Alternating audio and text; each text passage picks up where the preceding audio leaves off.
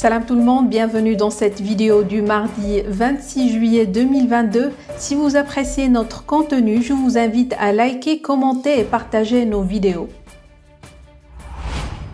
Dans la vidéo d'aujourd'hui, nous allons jeter la lumière sur une Algérie en colère qui promet de se venger du Maroc après l'échec de sa candidature à abriter le siège de l'Agence africaine du médicament, AMA. Alger, comme d'habitude, continue d'accuser le lobbying marocain d'être derrière ce revers diplomatique. Il s'agit clairement d'une défaite qui passe mal à Alger. Le pays a perdu dans des conditions jugées troublantes par les dirigeants algériens le droit d'abriter le siège de l'Agence africaine du médicament, AMA, qui sera finalement installé au Rwanda, après le vote du 17 juillet dernier à Lusaka en Zambie, de la majorité des pays africains en faveur de cette décision. Les dirigeants algériens sont convaincus que cette défaite a été provoquée essentiellement par un lobbying marocain très actif dans les coulisses de l'Union africaine. Une réunion de crise a été même organisée au siège du ministère des Affaires étrangères à Alger à la suite de ce revers diplomatique pour l'Algérie.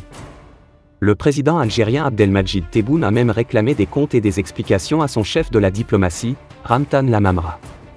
Ce dernier, selon les sources de Maghreb Intelligence, risque de sauter dans les prochaines semaines à cause de cette déconfiture inattendue pour le palais présidentiel d'El Mouradia, qui espérait fortement gagner cette bataille d'influence, pour prouver le retour en force de l'Algérie sur la scène internationale et africaine.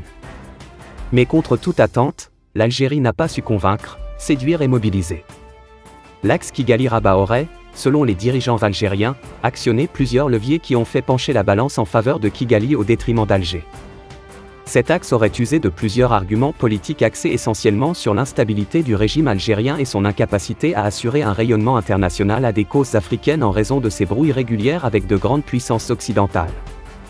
Il est à signaler enfin que l'Algérie a essayé d'appuyer son offre pour abriter le siège de l'AMA par la promesse d'une subvention financière d'environ 200 millions de dollars pour construire 6 bâtiments à hauteur de 145 millions de dollars et 50 millions de dollars d'équipement, ainsi qu'une prise en charge de l'ensemble des frais pour l'opérationnalisation du siège, durant les 2 premières années.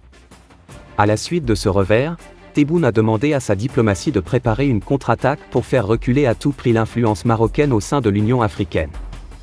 Pour rappel, le voisin de l'Est et le Rwanda étaient les 2 pays en lice pour abriter le futur siège de l'Agence africaine du médicament, AMA.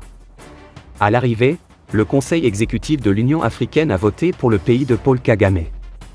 Ce vote a eu lieu vendredi dernier à Lusaka, en Zambie. Nous avons perdu en finale. Il y a eu un fort lobbying contre la candidature de l'Algérie, affirme à TSA une source proche du dossier.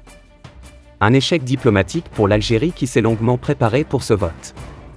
En mai dernier, le pays avait organisé à Dakar un salon de l'industrie pharmaceutique, au cours duquel les laboratoires algériens ont multiplié les rencontres avec leurs homologues africains. Sans compter les autres salons du même type organisés dans d'autres capitales africaines.